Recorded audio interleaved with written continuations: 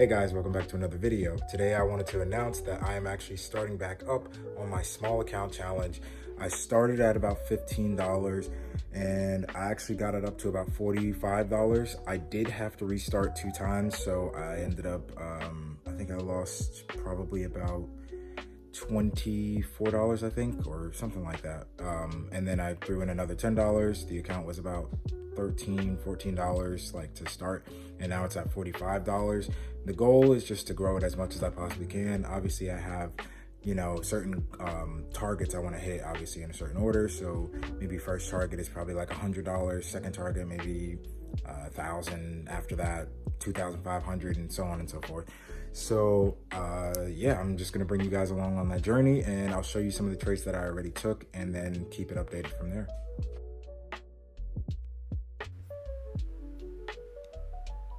All right, so the first pair I started off trading was actually GBP Now on this trade, I did end up taking a loss.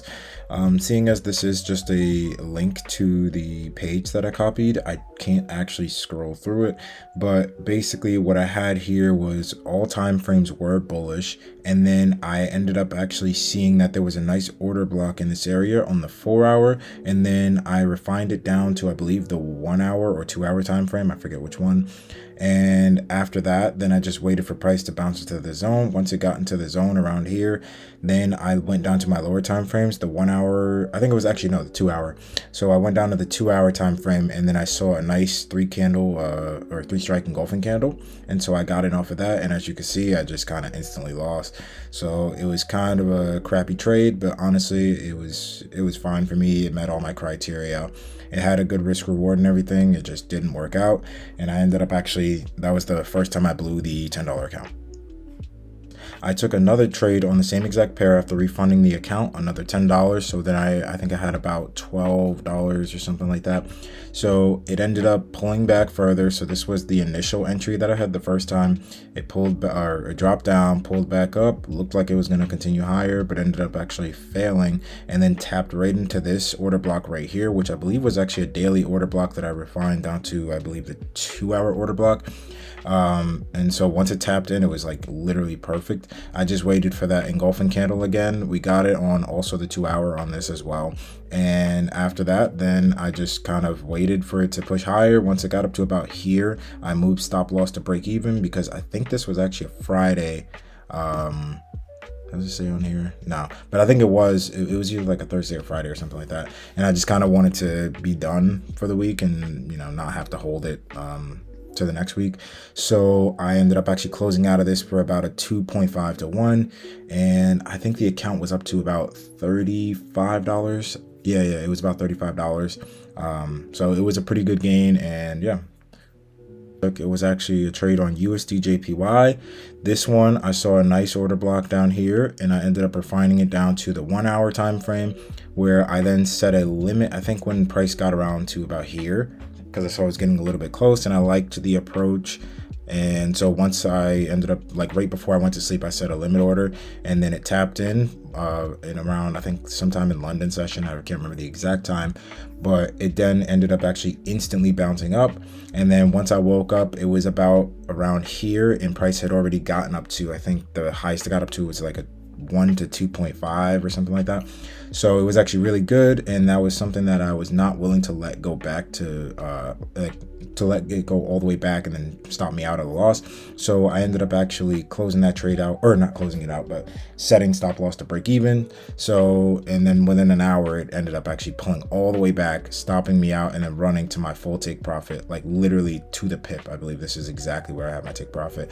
So it kind of sucked, and yeah, but it is what it is. At least I didn't lose on it, so I'll take that small win.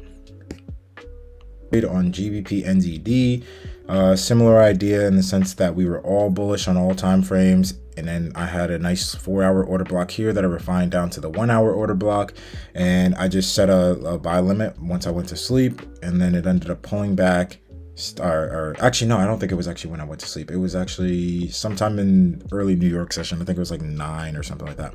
So it ended up pulling back though and tapping me in, and I think I got stopped out within probably like 30 minutes to an hour. Pretty quick. It kind of sucked, but it was all good. This ended up actually bringing the account down. I forget the exact amount, but it was quite a bit. So I ended up back down, I think, to like $13-14, something like that. So yeah, kind of crappy. Wasn't a good feeling, but honestly, it was all right. I had this next zone that I was then going to look for, but yeah, at the time, you know, this was kind of the main trade I was looking for you, and just tell you exactly what I was looking at. So the first thing I saw was I saw that we had a nice bullish trend on the weekly, right? Now we go down to our daily, and then I saw that we also were bullish on the daily, making higher highs and higher lows. So at the time that I was actually doing the analysis, price was around here at these highs, and I was looking for a pullback to then create a new higher low. And then it was the same exact thing on the 4 hour where we were pushing up, pushing up, pushing up. I believe this was the first order block I had, but at the time I was looking at GBP NZD, so I ended up not taking that. And I mean, either way, this probably would have been a break even if I was in this, because I probably would have trailed stop loss to break even once we got up to around here. But regardless, I ended up not getting into that one and ended up waiting and hopping into this one right here. It ended up being, so it was a 4 hour order block. It was actually up here, and then I refined it going down to the 2 hour. So I got in on the 2 hour right here, that candle's high, and I ended up actually just getting tagged in right here after setting a limit order at around, I think 10 o'clock, 9 o'clock, sometime in the morning. And I had an initial target of around, what was it, 1.93, I think. What was it? No, 942 or 742 rather. So 9742. This was my initial target. It was to make about a 1 to 4.3, which wasn't bad at all. And it was actually, obviously, as you can see, it got really close to hitting it. But I ended up actually, no, my bad. It was 3.2, not 4.2.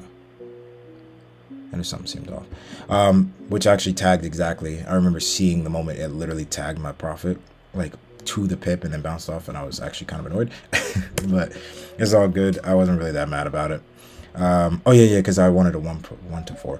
But yeah, it ended up actually getting all the way up to my full take profit, but I took out at a 2.5 to 1, which was perfectly fine. It was 94 pips. I ended up making, I think, 30 something dollars off of that, which got the account from $13 all the way back up to, I'm at 44.8 now.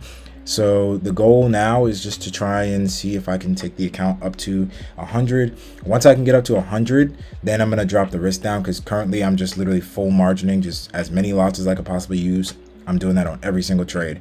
Obviously that won't work in the long run, and I want to kind of do this as something to last like long. I want to build this into a actual account that I'll end up using, but for the time being I just need to grow as fast as possible. So I will be ideally full margining on just the next 1 or 2 trades until I can get up to 100 or more, and then from there I'll probably drop the risk down to about 30 to 50%, and then from there on we'll continue to see how we just adjust the risk as time goes on. So that's all I have for you guys in this video, and yeah, I'll just get back to you guys when I have more updates, and see you in the next one.